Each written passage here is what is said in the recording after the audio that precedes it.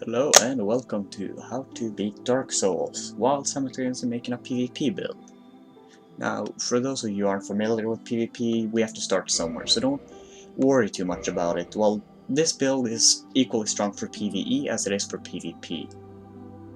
Now, the reason I'm saying this is because it's a build that's versatile around all weapons, more or less. So, the fact that it can use pretty much any weapon that's not like intelligence based or it's not intelligence based basically, it's not faith based either, and it's not elemental bit gauge, which means you basically, elementals in this game means you don't need any stats to use it, like you barely need any stats, so you can put everything into vitality. Anyways, this is a quality build, so it's designed to wear most weapons, and that's pretty useful, especially if you're new. Because then you got pretty much any weapon you want. So by the end of this, you'll have a PvP build that can use any weapon, and you won't have to worry about, say, oh, I need that weapon, but I can't use it. In which case, you'll sit in that boat with a lot of different builds. Like if you suddenly want to use a fast weapon, you can't because you don't have enough strength, no, not dexterity, and or enough strength for a strength weapon. So this weapon will pretty much be able to use a lot of different weapons, and that's a good choice. It'll also be extremely strong in PvE. Anyways, let's head straight to it. Gender matters not. I'm choosing warrior because that's the best class for a quality build. Of course, a quality build is basically just, well, something that can use everything. I'll explain it as we go along, since you'll probably not understand too much right now about what I'm talking about anyways, especially not if you're completely new to this franchise. Now, I chose warrior and I chose master key as starting items. These are both very very important items, especially if you're new. Now, you probably saw it, but I'm just going to say it regardless, just so you don't feel like you have trouble understanding. Now, gender and appearance don't matter at all. They don't. Like, you can choose whatever. You can make him look like a complete doofus in customization options. So if you want to do that, then that's your call. I usually just go with something standard like this. This is what I always choose from male characters unless I want to make something really goofy. I mean, you can get a bird nose or whatever. Anyways, what you want to do here is you want to take off everything, like except for gloves and boots, so you can fast roll. Fast roll is of vital importance for you to survive. Now, you got this guy. He pops down and he's like, "Roar." Ignore him. Run straight to the left. There's this door you can run into. You can't take him on with your current weapon. It deals like 2 damage to him, which is nothing. Pick up this. And that blade over there. There's a bonfire back there. You'll spawn there regardless. Bonfires are a bit unique. Like, they're basically your spawn point in case you die. You don't get checkpoints. So, I don't know how well versed you are in this game, so I'm going to explain a lot of things regardless. If you see me do something and I don't explain it, it means it's not dangerous. Now, up these stairs, you can see there's this boulder. So what you don't do is go about halfway up the stairs, then run into the fence as such. That way you won't get hit. Now, you got 2 options. You can kill this guy or you can talk to him. Personally, I prefer killing him, but you get a dialogue when you talk to him, so it doesn't really matter. And the dialogue, it's not that important, but if you like to get into the lore, then maybe you should just listen to it.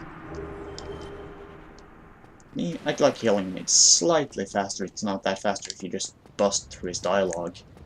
And if you feel bad about killing him, then there you go. There's a reason not to. Now, for this weapon, this particular weapon, it has a very strong poke. The poke is done with heavy attack, which is the R2, and I'm playing on the PlayStation controller, so I'll be using those terms. The R2 is basically the lower right bumper. The light attack is the upper one, which is R1. This is R1. Now, if you read these messages, they'll leave various tips. Circle for running, B if you're an Xbox controller. Circle/B to roll, hold it in to run, hold it in, let go and then tap it immediately afterwards, and you'll jump. In order to do a leaping attack, which is this, You basically press the heavy attack button and forward at the exact same time, like such. Then you have the kick, which is the light attack version. You press the light button and forward at the exact same time, and thus you get the kick, which is extremely useful against certain opponents, like the one in here. Now you can slash at him immediately afterwards, he'll get staggered, and he's dead. There's some free souls. You can't open that cage because you need a key obtained later in the game. Don't worry about it too much for now. Block is with the L1. And then you got the parry, which I won't explain because it requires some precision and timing, and for now you shouldn't worry about those things. So all you do here is either do a leaping attack forward, which is the heavy attack plus forward at the exact same time, or you just fall down and press R1 midair, which is the light attack, and you do a basic plunge. The reason I'm doing the leaping attack is because it deals more damage. But if you're not confident, then there you go. This guy is easy. Either block his attacks, which is possible, especially with this class, it has a very strong starting shield, or just roll them if you feel confident enough to do that. It's all about how confident you are. Not everybody is going to go badass mode or Rambo or whatever. Not everyone has the experience to do such, so... And not everyone is brave enough. Don't feel bad if you don't. There's no shame in dying in this game. There's no shame in not daring to do everything at once, and... like, don't fear it. Just don't be afraid. Now, what you want to do here, this is the first actual bonfire you'll be wanting to use properly. This restores your Estus Flask, which is your healing item. Basically, if you drink this, you can heal. And these are restored as you rest the bonfire. So, and the other things you can do at the bonfire, reverse hollowing basically turns you human. This gives you two options. Or well, two things you can do. You can get invaded, which means that other player will come into your world, kill you, and this is forcible. You cannot prevent it if you are human. And you can summon people. Other actual players, you can summon them and they can help you with the current area you're in. Now this is not something I suggest, especially not early on. Well, you could, and actually it's helpful, but you also risk getting invaded. Be aware of this. You are at the stake of getting killed if this happens. So let's level up. Now, what I would suggest leveling is strength and dexterity. Just level both of these once. Let's just get 16 strength. This will allow you a heavy weapon early in the game. So let's just level that up right now. Kindling allows you more Estus Flasks at a bonfire. I'll be explaining that later on too. You don't need to kindle. You can't kindle that bonfire yet anyway, so it shouldn't matter too much. Now, where you want to go now? Now this is a death sentence. If you run down here, 90% of the time you will not come back up. So what you want to do is just keep running. Follow the exact same path I am following. And just run. Just run up here. You see all these skeletons? You will not be able to kill them. They have too much defense for you right now. Pick up this winged spear. Keep running. Do not stop. If you die and have to come back here, then so be it. That's just how it is. And finally, we can run down and pick up these. If you can get back out of here, props to you. That's not something everyone can do at once. I ran down here in my first playthrough, and I got raped. I got violated so hard.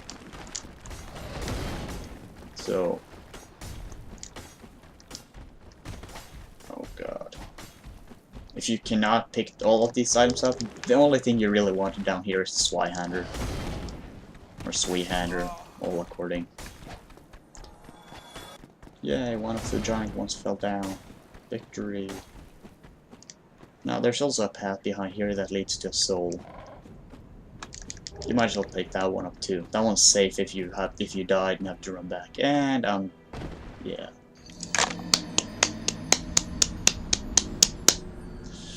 Yeah, gravity is way too overpowered.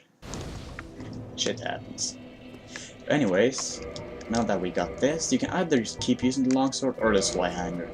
You will only be able to use the Swyhander two-handed, and in order to keep fast rolling, you cannot equip any armor at all. You basically gotta go completely beef jerky mode, which is not a pretty sight. So personally, I'd say I suggest using the longsword. But if you're a fan of strength weapons, then there you go. There's your weapon for an early strength weapon. Now, you see this guy throwing firebombs. What you want to do is lure this guy out, block his attack just for simplicity, and then you poke him, he's dead. Quickly run over here, roll away, so you don't get a firebomb in your head. And there you go. Now, here, what you want to do is, if you're new, which you probably are, just lure this guy away from the firebomb thrower. You don't want to fight him while fighting for a firebomb. Then kill him. A lot of these guys are pretty piss easy, that's why I take them on. That's why there's put so many of them in a single area, so that you have to take on more than once. And bye-bye. Oh, he's still not dead. Okay, just be sure he doesn't come and bite you in your ass later on. Just murder him now. Versus these light enemies, your shield is very vital. Just saying, it's very crucial for you to use your shield against these foes, because everything they can throw at you just bounce clean off. Now there's a rat in the sewer to your left. Just do a running hit. Run it with circle, two-hand the weapon. If you one-hand it, you'll get caught in the wall. Well, you might not, it all varies. See? Like, you get caught in the wall.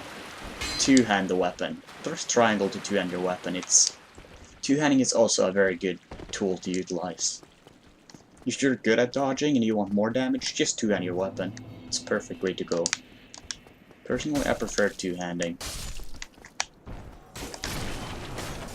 These two aren't that hard, but just be careful. Use the block hit strategy, and you'll do just fine.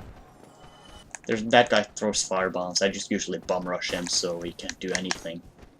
And there's this guy hidden inside here.